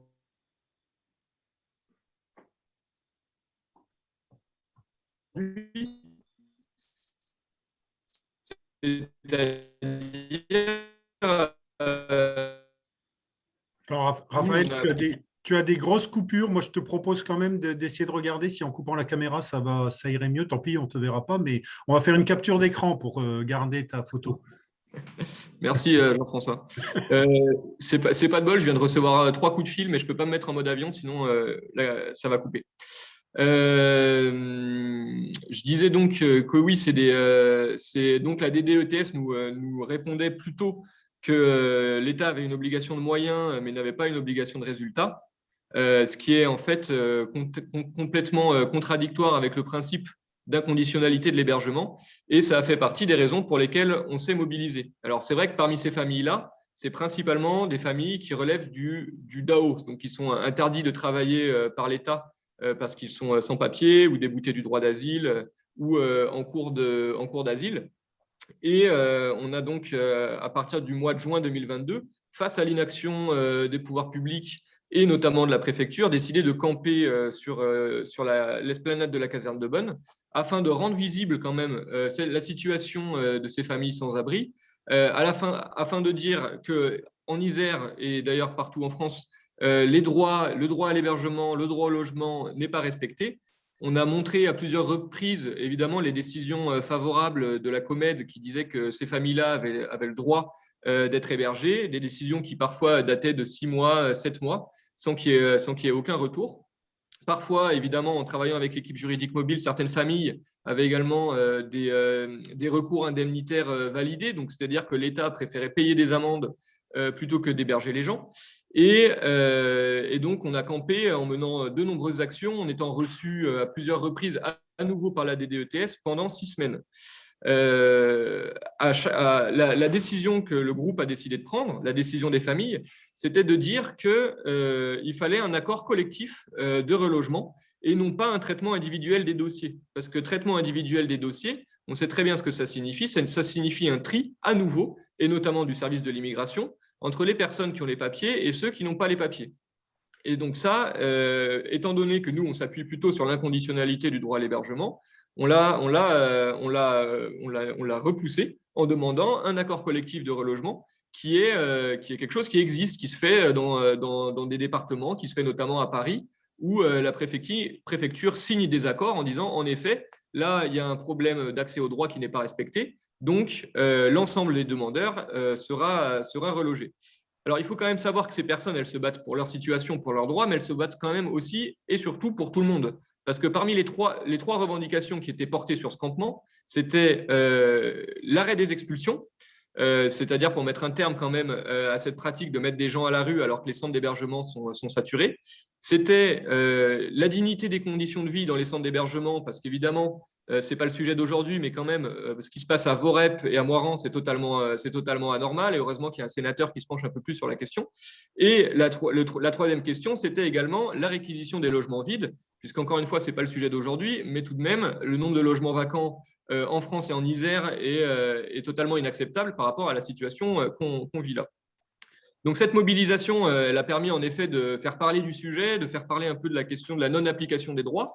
Néanmoins, elle n'a pas abouti à grand-chose, en tout cas jusqu'à l'heure, puisque la préfecture a campé sur ses positions et a refusé toute discussion autour d'un accord collectif de relogement. Néanmoins, ce qu'on a fini par leur faire dire, et ça c'est quand même important, c'est que oui, ils n'avaient pas les moyens, ils n'avaient pas suffisamment de places d'hébergement d'urgence pour s'occuper des familles qui campaient sur la caserne de Bonne. Et ça, c'est quand même quelque chose d'important parce que c'est un changement de discours par rapport à ce qui pouvait se dire auparavant, où on disait que non, ce n'était pas une question de moyens, que l'État était tout à fait en mesure de respecter à ses obligations. Et donc là, on a eu une bonne fois pour toutes tout de même la preuve que non. Et c'est quelque chose qui nous inquiète énormément en termes d'application du droit, puisque vous savez certainement que le gouvernement a annoncé la suppression de 14 000 places d'hébergement d'urgence entre 2022 et 2023. On sait également que la construction de logements sociaux est en berne, que l'attribution est en berne, et que ça, évidemment, ce sont des questions structurelles qui vont peser sur les droits sociaux des gens. Et évidemment que même si le droit est beau et que la loi DALO est belle, et ben, si en face de ça, il n'y a plus les moyens et il y a des coupes drastiques dans les budgets, et ben forcément, ça va avoir des conséquences très importantes pour les familles mal logées, quelle que soit leur situation administrative. Donc aujourd'hui, nous, face au manque de réponse, notamment de l'État, et à l'arrivée de la rentrée scolaire, et aussi pour répondre aux appels tout de même là, qui nous parviennent, notamment de Lyon, pas loin de chez nous, où il y a des appels à occuper les écoles pour les familles qui sont scolarisées. Et ben nous, on a pris la décision d'entrer dans cette école qui était vide, avec les familles évidemment, pour qu'elles puissent au moins se mettre à l'abri en attendant que le rapport de force s'affermisse, on va dire, et que l'État finisse par céder. Alors nous, on ne fait pas ça pour le plaisir. Comme vous le savez, au DAL, on n'a aucun salarié. On est tous et toutes militants. Mais par contre, on croit que la mobilisation, et on en est désormais certain, que la mobilisation, elle finit par payer. Il faut peut-être rappeler à nouveau que la loi DALO, elle a été sortie en 2007 suite à de très nombreuses mobilisations de l'ensemble du milieu associatif, de la forte mobilisation des personnes mal logées et sans abri, et qui a permis du coup l'élaboration de cette loi. Nous, aujourd'hui, on est convaincus que sans mobilisation, les droits, ils s'effilochent, les droits, ils se perdent, et que c'est par la lutte qu'on obtiendra des logements, le retour de l'application du droit comme il se doit, et aussi des principes assez forts qui diraient qu'on ne peut pas laisser des personnes dehors, comme ce qu'on voit actuellement, notamment dans le parc Alliance, où il y a quand même 150 personnes qui sont recensées, dont 48 enfants qui vivent jour et nuit dehors. Donc voilà un peu pour le combat qu'on mène. Évidemment qu'il est dur, mais nous pensons réellement que c'est un combat pour l'accès au droit, c'est un combat pour l'application de la loi, que ce soit la loi de réquisition, que ce soit la loi DALO, que ce soit les droits tout simplement à avoir un toit au-dessus de la tête. Et nous espérons aussi qu'il y ait une prise de conscience collective et de pouvoir continuer les articulations entre les différentes associations du secteur du logement et de l'hébergement pour en effet qu'il y ait du côté de l'État et aussi des pouvoirs publics quelque chose d'intéressant qui se passe. Voilà, bon, pour finir, nous encore une fois, on est quand même très inquiets là, sur les dernières annonces gouvernementales. On sait bien qu'on n'est pas les seuls. Néanmoins, on regarde aussi dans une autre direction, c'est la décision qui a été prise par la ville de Grenoble et qu'on espère se voir s'étendre au niveau métropolitain d'expérimentation de la loi de réquisition. Puisque si l'État refuse de faire son travail en hébergeant ou en attribuant de moins en moins de logements sociaux et évidemment d'aide à la construction par l'aide à la pierre, nous espérons bien que les collectivités territoriales réagissent et aillent voir en effet du côté des logements vides et aillent voir d'autres solutions pour ne pas laisser ces injustices quotidiennes se poursuivre comme ceci. Voilà, donc bon, on a fait court, on pourrait en parler beaucoup plus longtemps, mais évidemment, s'il y a des questions, on peut en parler par la suite. Merci Raphaël. Il me semble, alors je ne sais pas si quelqu'un a plus d'informations que moi pour le coup sur ce sujet-là, il me semble que je n'ai pas réussi à le retrouver, là, il me semble avoir vu dans les nouvelles de ce matin qu'il y avait une occupation de l'école Malherbe par le RESF, enfin par des familles en lien avec RESF. Tu confirmes a priori, Raphaël. Très bien, je pense qu'on a fait un tour d'horizon assez complet, peut-être un peu trop, mais on n'a pas perdu trop de participants, donc j'espère qu'on n'a pas assommé trop de gens. Voilà, on avait une remarque de René Balin qui nous disait que c'était des voies différentes et complémentaires pour le respect du droit au logement. Oui, moi je partage complètement la remarque de René et ce que disait Raphaël aussi. Hein. De fait, ça commence à être un espèce de continuum assez fort, me semble-t-il, sur Grenoble, avec à la fois la recherche de l'utilisation du droit, l'aide aux familles pour qu'elles puissent l'utiliser, la bagarre, j'ai envie de dire, institutionnelle. Hein, je parle là, je vais dire, en tant que membre de la Comète, par exemple, on sait bien qu'on est sur un petit bout de balade institutionnelle qui n'est qu'un relais des uns. Enfin, voilà, on a tous notre rôle par rapport à ça. Et puis, éventuellement, des choses qui sont, pour le coup, moins institutionnelles, mais qui ont aussi leur efficacité, je pense d'ailleurs, et un écho, ce qui est important aussi, un écho relativement important. Je fais un dernier appel sur de savoir si éventuellement il y a des gens qui voudraient intervenir, qui voudraient poser des questions. Dans le cas contraire, je sais qu'on s'approche de 14 heures et que dans les 12-14, c'est une limite imprescriptible. Moi, je vais faire un premier début de conclusion, mais qui forcément n'en est pas un, parce que tout me laisse à penser qu'on retrouvera un 12-14 sur le DAO DALO dans je ne sais pas combien de temps, mais dans les 18 mois qui viennent, probablement, on en aura retrouvé un, ça me paraît inévitable. Mais voilà, je pense que ce qu'on a bien montré aujourd'hui, c'est les différents aspects, j'ai envie de dire, de cette bataille, la place des uns et des autres, parce qu'on est tous à des places différentes, et l'élément utile, voire indispensable de chacun. C'est toujours pas suffisant, mais je crois que c'est important. J'en profite aussi ici pour souligner, parce qu'on ne sait jamais, l'importance de l'équipe juridique mobile, du travail juridique qui est fait par rapport à ça, des appels. En ces temps d'austérité pour les collectivités territoriales, je pense qu'il est important de ressouligner que ce sont des ressources nécessaires. Hein. Le vice-président, le conseiller municipal délégué de Grenoble et le vice-président à l'habitat est membre de la commission de médiation, donc c'est aussi des points importants.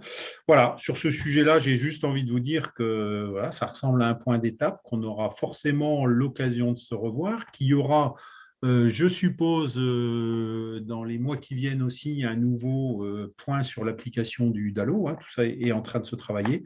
Et je repasse la parole à Anissa pour conclure et surtout pour vous annoncer les prochains rendez-vous. Merci à tous pour ce qui me concerne.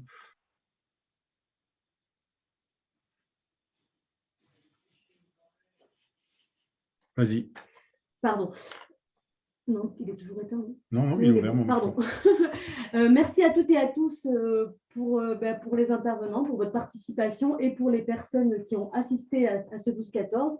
Juste pour vous annoncer que le mois prochain, on n'aura pas de 12-14, mais c'est pour la bonne cause. On a un grand événement qui est la 3e rencontre d'Emploi pour tous, qui porte sur le logement et la transition écologique, quel enjeu et impact pour les ménages les plus vulnérables.